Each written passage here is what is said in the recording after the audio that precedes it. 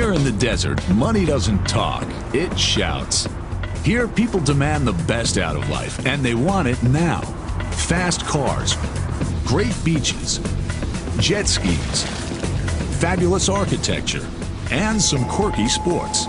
At least you don't have to buy an embarrassing pom-pom hat. Until now, sand dune skiing has been the only way you could ski in Dubai, but not for long.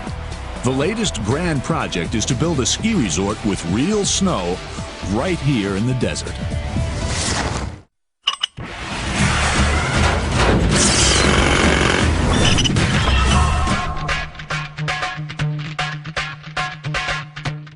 The kings of construction will turn the dream of making snow in the desert into reality. Chief Executive Phil Taylor, he has to deliver the biggest and best indoor ski resort in the world and do it on time and on budget. Head of construction Tim Kelly, he's responsible for building the world's largest real snow ski dome in the world's unlikeliest location. Long-suffering production director Stuart Ingram, the troubleshooter. He's paid by the owners to protect their interests. He has to watch the calendar and count the pennies. Uncompromising engineer Malcolm Clulow. He's cracked the secret of making real powder snow artificially, but he's never had to do it in a baking hot desert.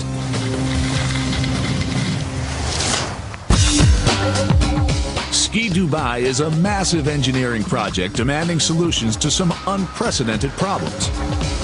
How do you lift a 3,000-ton section of ski slope 197 feet in the air? That's where eventually this has to end up. How do you build the world's biggest artificial ski slope in record time? Would it not have helped if we'd been told about this last week? The pressure on everyone now is just enormous. There's so much at stake. The temperature is unbearably hot. So apart from working in this horrendous heat, we've now got no electricity.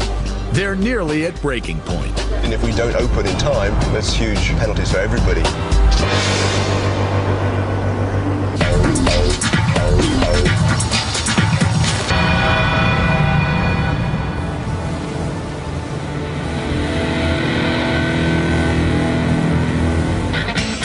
This is the land of bling. Even though Dubai's oil is running out, its economy is booming.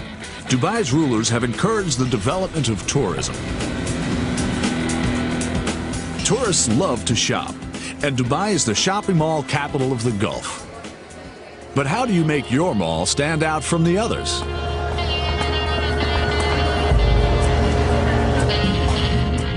The developers of Mall of the Emirates believe they have it cracked.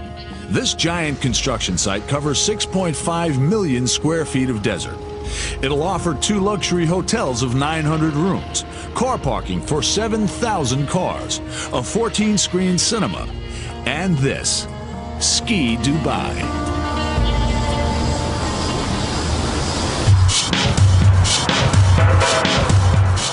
Khalid and Yusuf bin Laj are part of Dubai's young elite and 2 of Ski Dubai's future customers. They can't wait to start snow skiing. It's kind of ironic we're in the middle of the desert and we're building a ski slope, but because it will finally give people who live here, like me, an opportunity to go skiing without traveling to Switzerland or something, you know? Like I've never seen snow. But building a snow dome in a desert requires some very complicated technology. To keep the snow from melting, they've built a massive, sophisticated cooling system, a labyrinth of pipes filled with chemicals. But there's a problem. The chemicals are highly toxic. One of them, ammonia, is lethal.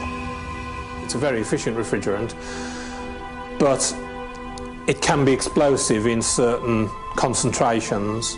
You have to take measures, A, to stop it leaking into the environment, and B, if it does leak into the environment, you limit that leak. You wouldn't want it filling that space with gas and asphyxiating and killing people. During routine inspections, Malcolm has become alarmed. There's more than 50 miles of pipework on the site, and the quality of the welding looks to him substandard. If it is, the cooling system is a potential time bomb. Even if it can be fixed, Ski Dubai may not open on time. and its builders stand to lose millions of dollars. Competition between Dubai's malls to attract big spenders is intense. But how do developers make their mall stand out? The owners of the Mall of the Emirates have an answer. Build an alpine snow resort in the middle of the desert. Ski Dubai.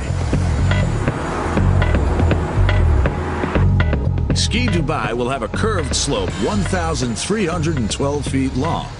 It'll be the world's longest indoor ski run using real snow technology.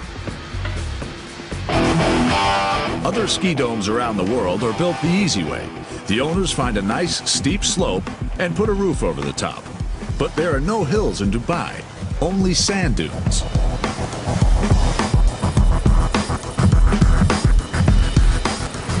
So Ski Dubai is being built on stilts over the world's largest shopping mall outside North America, the third biggest in the world. But how do you recreate real mountain snow in an artificial indoor environment? Inventor Malcolm Clulow has cracked nature's code. And here's the proof. This is Xscape Snow Dome in Milton Keynes, UK, one of the world's best indoor ski slopes. Malcolm's groundbreaking technology has produced this snow. We wanted to make real snow. But real snow grows in flight through the atmosphere and forms a crystal shape that you can recognise against a chart of different snow crystals. And there are more than 250 different kinds of snow. The Eskimos, in fact, have got more than 200 names for snow. In Milton Keynes, Malcolm's technology has been producing perfect powder snow for 5 years. This snow forms complex crystals in flight, just like the real thing. The flakes look, feel, and taste just like alpine snow. From these small guns, water is sprayed in a fine mist which forms a cloud. This vapor is then seeded with tiny invisible ice particles, only 10 microns thick. The particles are the nucleus around which the perfect snow crystals form.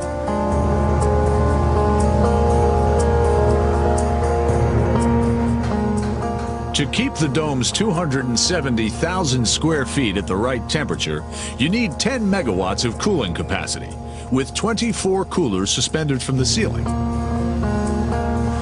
Temperatures inside Ski Dubai will be a constant 28 degrees Fahrenheit for skiing and 21 for snowmaking. And it all comes with a guarantee that 8 inches of fresh powder will fall every night. That's around 30 tons. Snow in here is equivalent to 3 football pitches, if that gives you an idea of the size of this, the space that we've created. We needed it completely column-free, which is how you end up with this 80-metre span, which is phenomenal as a size. And one of the things that I hope you can sort of quite see from here is this isn't a flat gradient or a level slope. This has got all variation of cambers, really aimed at making it feel like a real mountain would be. Ski Dubai will have 5 different slope gradients, including the world's first indoor black run. When covered with snow, this area of the slope will be 45 degrees. That's steep enough to force the most experienced skier into making jump turns. But with a run this steep, if you want to avoid a disaster, you need to come up with some novel engineering solutions. Just to this side, you can see one of our black runs, and it's actually being built in steps. And the reason is that if we don't build it in steps, the fear is that we'd actually have an avalanche with the snow sliding down the whole of the piste. So really trying to be very careful, because when you're building at these gradients, you've got to consider factors like that. And it's an example of how we're innovating the engineering of ski centres and indoor ski centres all the time. These problems are an engineer's nightmare and dream. Head of construction Tim Kelly is a man who takes pride in his work. This is a work of art, this. I mean, I just feel really, really sad that they're going to cover up all the graffiti. You're never going to see it, but just all the radial beams, the way it all comes together, the beauty you see of this, and the expanse of this volume. To me, this is unique, this.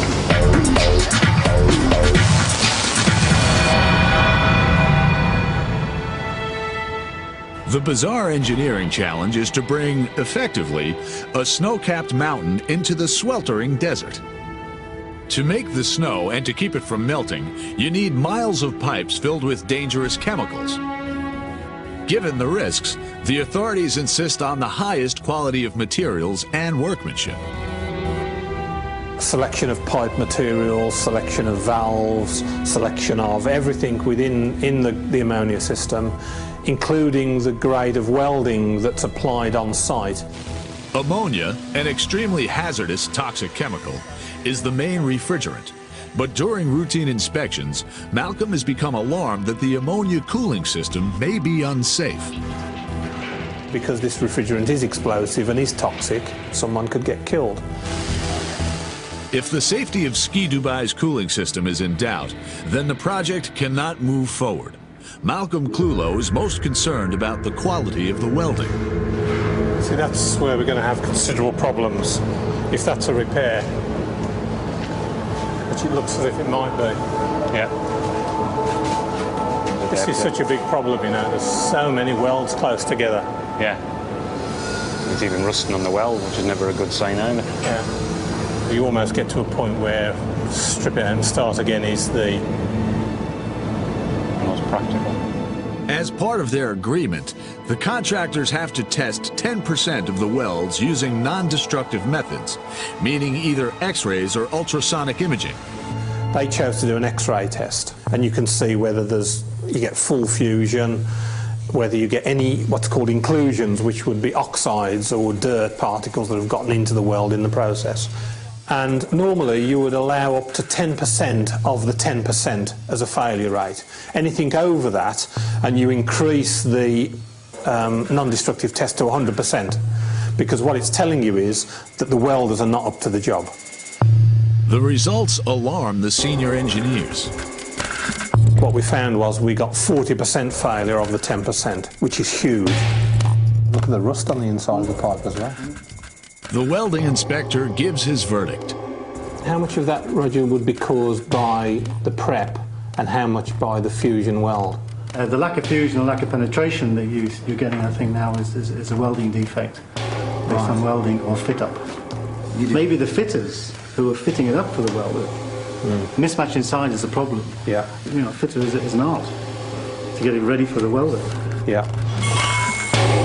The contractors have already started repairing the welds, but even if the welds are repaired, will they be safe? Repeated welding can make pipes brittle. Okay, generally they say repair 1, repair 2, repair 3, cut it out. You kill it brittle. Yeah. We've already seen evidence of a crack appearing on it. There you go. So this is one of the reasons why they say, well, it's best to take it out and refit it. The contractors are in for a grilling.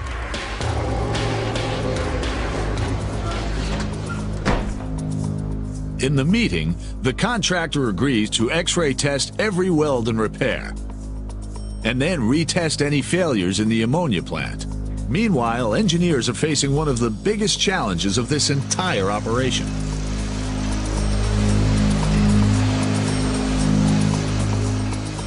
Their task is to lift a 3,000-ton section of ski slope 200 feet in the air.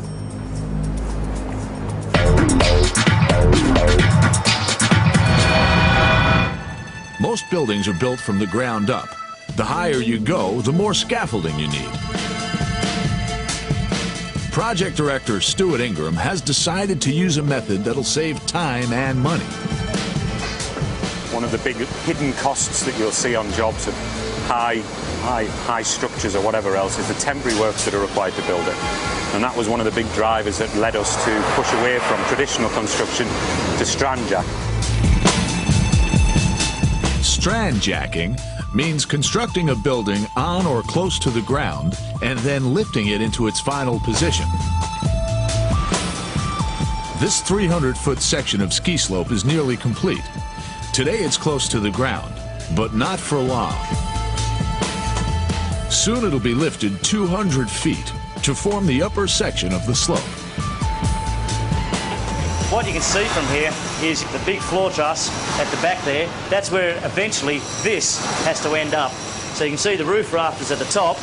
Those roof rafters match the level of the end of that roof. So that all has to close up and there's some distance. You start to get the scale of it. from here. These are the machines that'll hoist the load. Each hydraulic strand jack can lift 500 tons. The slope will have 16 jacks, 4 on each corner. Hoisting this massive slab of concrete and steel will take 2 days. This is equivalent to about the weight of 20 jumbo jets. To lift that up into the air, to control it, to position it exactly into the right place, making sure it fits. It's just a fantastic feat of engineering. The final checks for the lift can start, but things aren't going according to plan.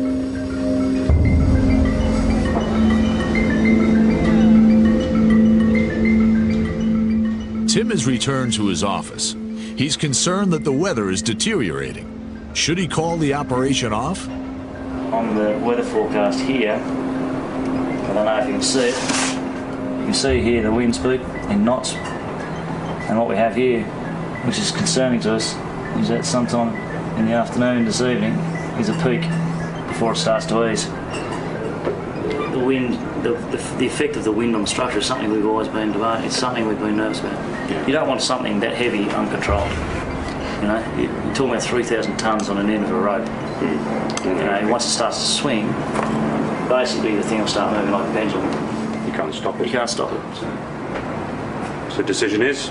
Decision is tomorrow morning? Tomorrow morning, first thing. The strong winds arrive and a sandstorm develops. In Dubai, a sandstorm can last 5 days.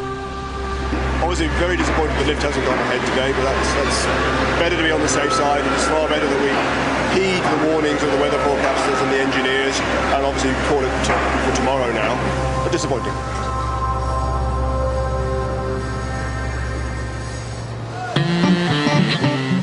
The strand jack lift at Ski Dubai is held up by high winds, but work on the world's third largest shopping mall is progressing. Dubai-based entrepreneur Shahryar Khojisteh is looking forward to opening his extreme sports shop Rampage in the new mall of the Emirates.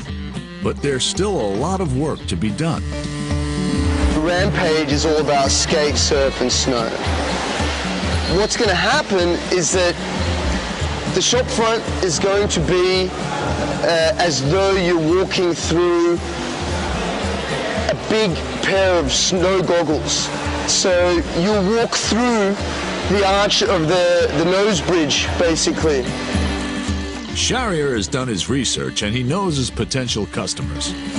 With these indoor ski parks, you get a lot of very fast and good progression with the kids that are learning these sports, and they end up becoming better than the guys that are out on the mountains because they can do it every day. But given the construction holdups, will his shop open on time? Both the shopping mall and Ski Dubai are supposed to open together in 10 weeks' time. But the mall is now 3 weeks behind schedule, and Ski Dubai a month behind. The contractors are under pressure to catch up, and the local weather is not helping the situation.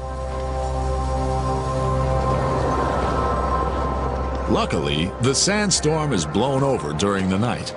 The weather's now perfect for strand jacking. The workers arrive at the site full of anticipation. Today is the day. Stress levels build as the new lift deadline approaches.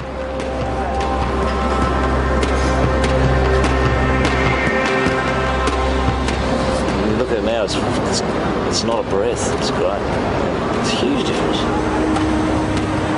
Everyone's really looking forward to it, I tell you. They're really looking forward to it. Tim has to hand over control to what engineers call a lift master, Rajajanpal Damodaran. His friends call him Damo.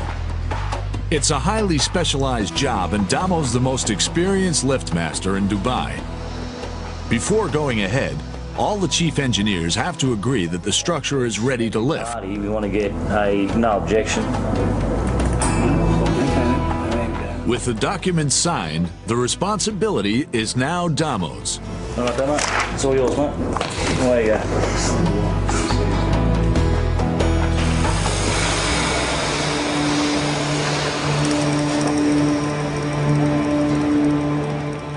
Most of the lift engineers are Hindu, and to placate the gods, they hold a religious ceremony before the lift can begin. All the senior engineers are asked to join in. Generally, in order to make sure that the lift goes smoothly, we conduct such kind of prayers, just the belief of it, to see that no accidents happen. So it's just for safety.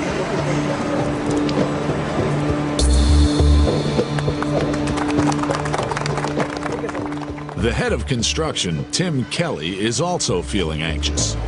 There's a lot of things that can go wrong, and down the worst things is it could fall. After hours of anxious anticipation, the lift starts. Okay, 4 and 5? 4 on 4.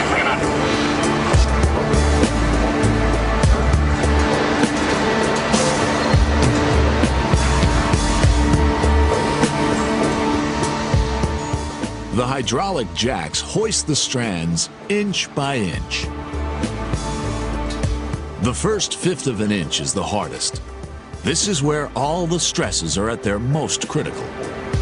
It's been erected on a series of legs, if you like, and these legs are in a different profile or a different shape as to what it will be eventually. So as we start to lift it, the structure will move on its own accord and start to flex and bend and take its final position.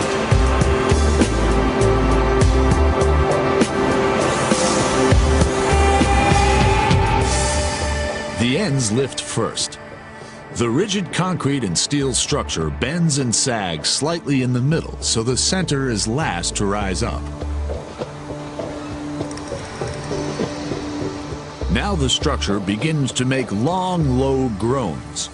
This is the slope flexing as it lifts off its supports. That's part of what we're looking for. We're trying to hear what the structure does. It almost tells you what's going on. Good noise is a sort of a squeak type, so it's sort of a stretching thing. Bad noise is a crack. You hear a bloody bad thump, then. The operation is going to plan, and the structure clears its supports. Then there's a problem. The strand jack computer system suddenly crashes. The system regulates the jacks so that the structure stays level. If the lift is uneven, the 3,000-ton section will twist, buckle, and collapse. The strand jack lift at Ski Dubai has come to a sudden halt. The engineers must find out what's caused the computer crash. How long will the 3,000-ton slope have to dangle in midair? If a strong wind suddenly develops, as they often do in Dubai, the structure is vulnerable. The massive surface area could become a huge sail swaying in the gusts and smash the strand jack towers.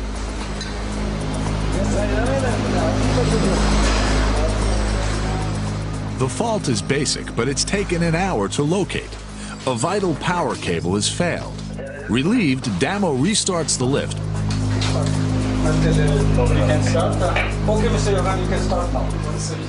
But time is against him, and soon he's forced to break for the night. They've lost valuable time. Dawn. The lift starts early, and the lift team make good progress in the day. Check 1 second that lifting frame points.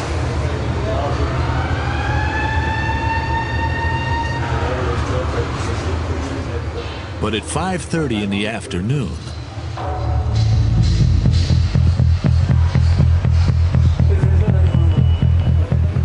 it's the sound that strand jack engineers dread. Everyone stops. They need to know what's happened. Is the structure safe? Are the jacking towers able to withstand the load? Have any steel strands failed and snapped? Are the jacks working properly? Liftmaster Rajajanpal Damudaran, Damo, halts the jacks and the operation. Night's approaching, and he orders checks on every load-bearing joint and weld. One may have burst and others could follow.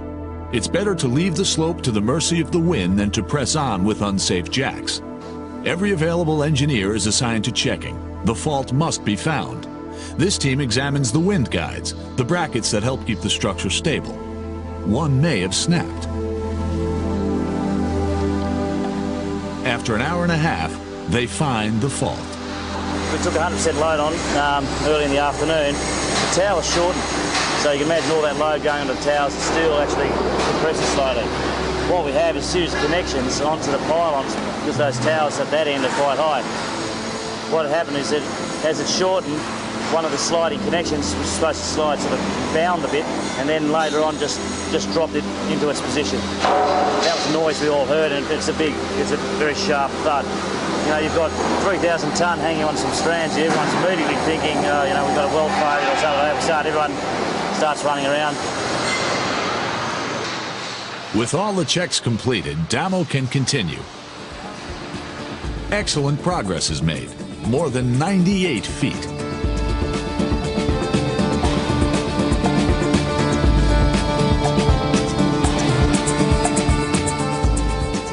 The final fractions of an inch are critical.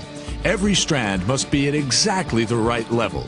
There is no margin for error.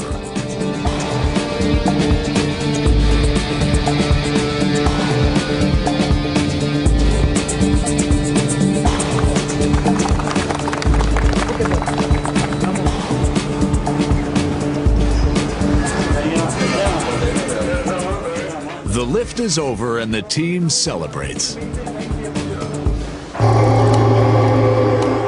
But the construction of Ski Dubai is now 6.5 weeks behind schedule.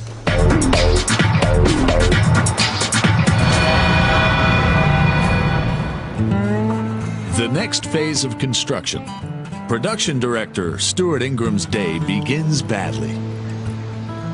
The drag lift ramp that will haul skiers to the top of the Black Run is too steep and too short. This ramp was difficult and expensive to secure to the cladded walls. Now Stuart has to tear it down and rebuild it. When you saw the work that was involved in putting the initial or the original steel support in, there's a considerable amount of work involved in doing it, and now we need to replicate it. It's yet another delay that will cost time and money.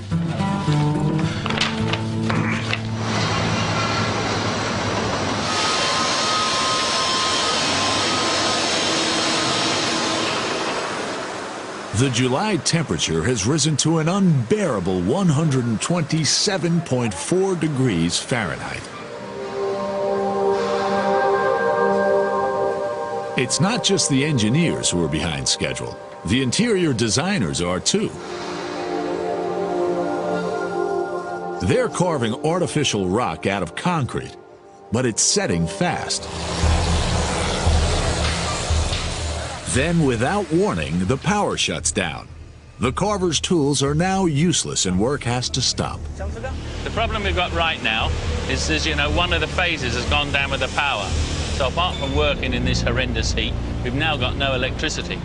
So the danger is that all the material you've sprayed on the wall is all now going to go off before we can start carving. Putting more people on the job isn't an option. It's a huge problem because the work that we do is an art. We've got artists carving in wet cement, and you cannot get more artists. You can't go to the market and say, give me 10 more artists. You've only got the team that we have. So it's an extremely difficult thing to catch up time.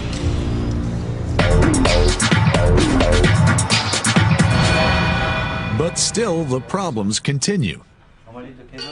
Project director Stuart Ingram's day is getting even worse.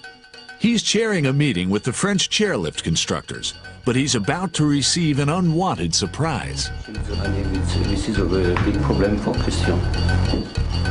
The two ends of the cable have to be spliced together, and this is a bigger job than Stuart had imagined. All the cable, how do you say in English? Splice? Splice. Yeah. 15 meters. 50. If the cable splice is 160 feet long, then the platform for the cable gang will need to be far bigger than Stuart had planned. Because it's a lot bigger. I was expecting a splice about this big. No, not 50 metres, but never mind, it's all very exciting. Right, arrange platform, so you can just tell us how much. The start around here, the scaffolding, 65 meters. 65 meters of scaffolding for 10 people. 10 people? 10 people for all supplies for work, 2 days. Would it not have helped if we'd been told about this last week? This is the first I've heard about this 65-metre platform. This is great. No, it's not first time. It's first time for me? Yes, I think so. So that's what I'm saying, it's the first time for me. Okay. So I haven't made preparation for it. You know, if we knew about it, we could have then got scaffold on site ready to be assembled. Yes. Ski Dubai is now 8 weeks behind schedule. We're a little bit further behind schedule than we'd like to be. The pressure on everyone now is just enormous. There's so much at stake. I mean, there's huge penalties on the contractors if they're delayed, but also for the retailers. They've got their season's collections in. If we don't open in time, there's huge penalties for everybody. The next engineering challenge at Ski Dubai is to get the cable lift up and running. The cable needs to be wound round the pulleys. The engineer in charge of the chairlift, Christian Chapelot, wants to start work. Christian's team needs 4 walkie-talkies to complete the job, but they've only been given 3. Walkie-talkie. Christian doesn't have one and can't direct the action. Work has to stop. He's unhappy. J'ai pas la radio. Donc on peut pas dérouler. C'est très simple et très compliqué à la fois. But miracles can happen. Project director Stuart Ingram has managed to locate the scaffolding needed for Christian's 200-foot platform. Now armed with his walkie-talkie, Christian can start. Ok, Alain, tu peux tirer, je suis à la moitié. Allez, on roule. Be careful.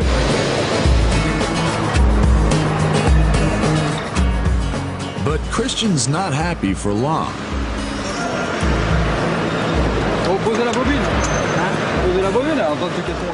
Now there's a problem with the winch and cable drum. The clamps supporting the drum are too small. The drum is now unstable, and if they carry on, it'll topple over. Christian has had enough. C'est fini. On n'a plus qu'à breaker, donc Pose les freins, moi, je vais remettre en sécu là. C'est une petite heure, plus 20 minutes, plus 6, ça va nous prendre, on va finir au départ, on avait dit 6 heures, on va arriver à 1 journée et demie bientôt. Si ça continue comme ça. C'est la vie. All these problems mean that Ski Dubai is now even further behind schedule. The teams of instructors and support staff have arrived to find a ski resort with no snow.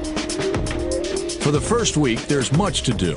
All the skis, helmets, boots, and poles have to be prepared and sorted. In their second week, 2 of the snowboard instructors decide if they can't ski on snow, then sand will just have to do. And Dubai has lots of sand. Desert is awesome. There's no way to describe it. You've got to be here to appreciate it, really. It's like nothing I've ever seen before.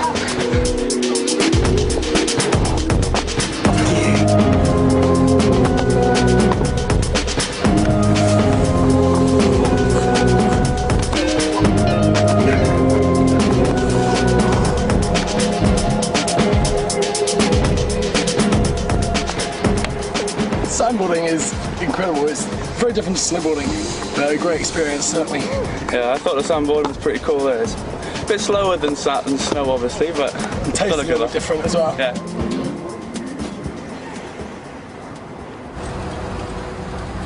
Back at Ski Dubai, the welding for the cooling system has become an issue once again. Ammonia is used to cool the glycol antifreeze, which is then piped under the snow.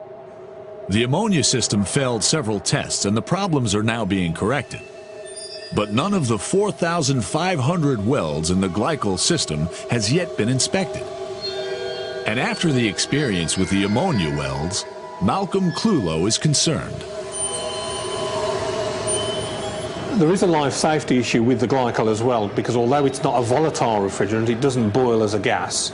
This glycol, it can be down as low as minus 25 centigrade, which is 55 degrees C below skin temperature. So it would be like pouring water at 85 centigrade on your skin, which would cause a burn. You know, we've got 10-inch pipes out there full of glycol with the static head from the whole slope on them. So, you know, if you've got a major break, there could be a huge fountain pouring over the general public and someone could get killed. Because they've had so many failures on the ammonia, it's the same welders that are working on the glycol. So they're not just doing a few welds bad, they must be doing all the welds bad, you must suspect.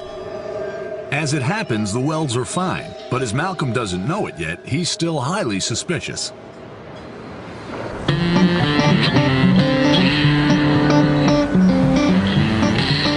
Meanwhile, the shopping mall is a month behind schedule, but 160 stores are opening tomorrow.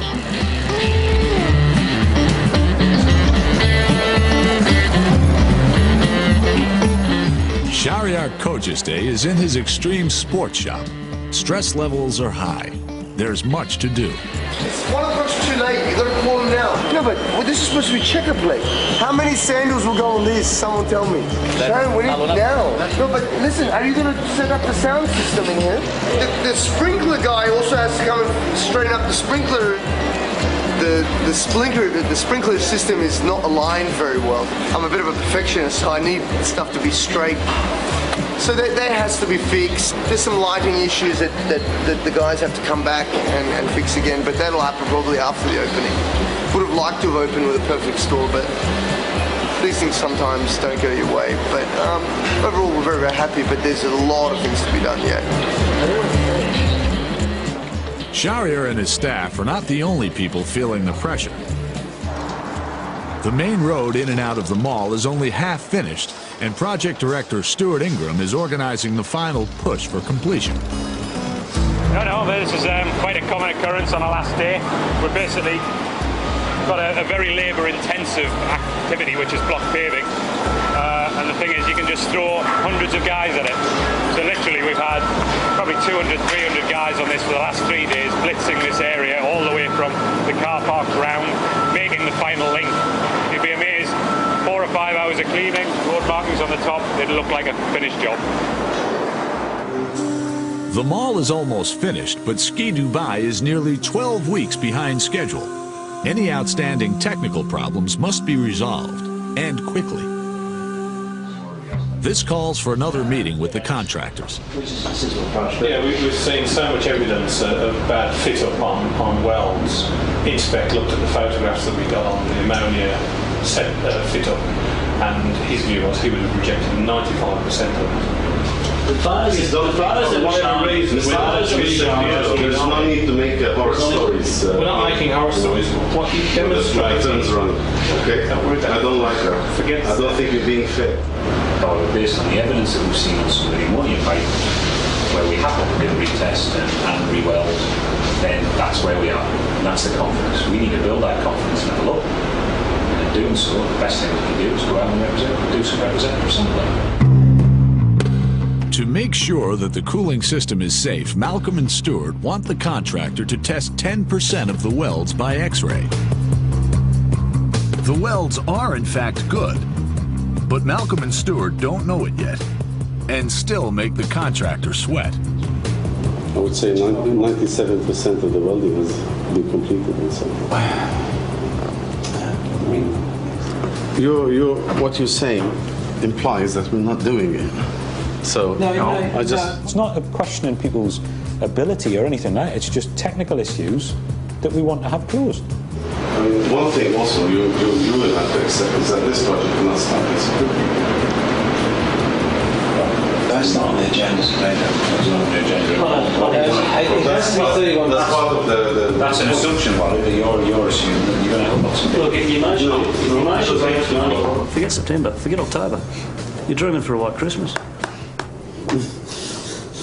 All right. Okay.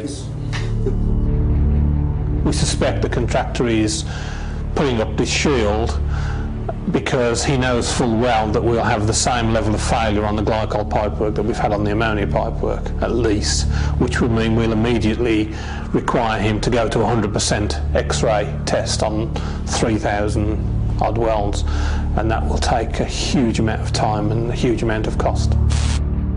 Ski Dubai is already seriously over budget and behind schedule. All the stores in the new mall are depending on the resort to attract record numbers of tourists and sightseers with money to spend.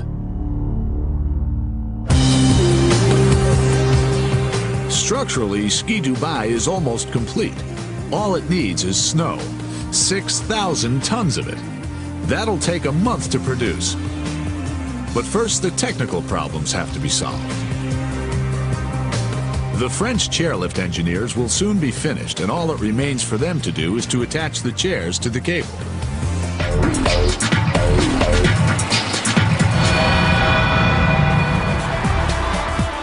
The shopping mall has to open without Ski Dubai.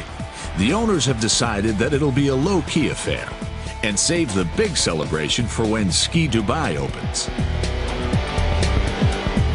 But Shahryar Khojesteh wants some of his best future customers to open his new store, and a formal ribbon-cutting ceremony just isn't their style.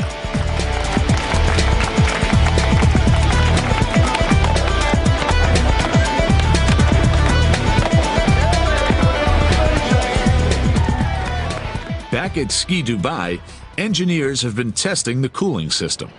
We've had our share of challenges, particularly on the technical side.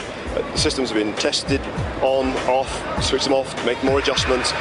Checking the welding, we've done considerable testing, pressure testing, vacuum testing on the welding, so we can be absolutely certain. This is not the kind of thing that once it's fully operational, you just switch it off, melt down 6,000 tons of snow and make a few adjustments. We have to be absolutely perfect when we go sub-zero.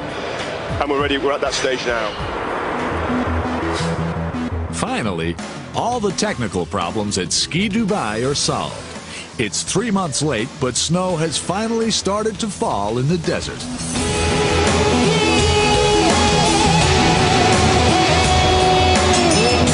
It's just amazing. I mean, it's just fantastic that it's finally happening. It is snowing in Dubai. They said it was impossible to build a ski resort with real snow in this searing heat. But engineers like Stuart Ingram, Malcolm Clulow, Tim Kelly, and Philip Taylor found a way.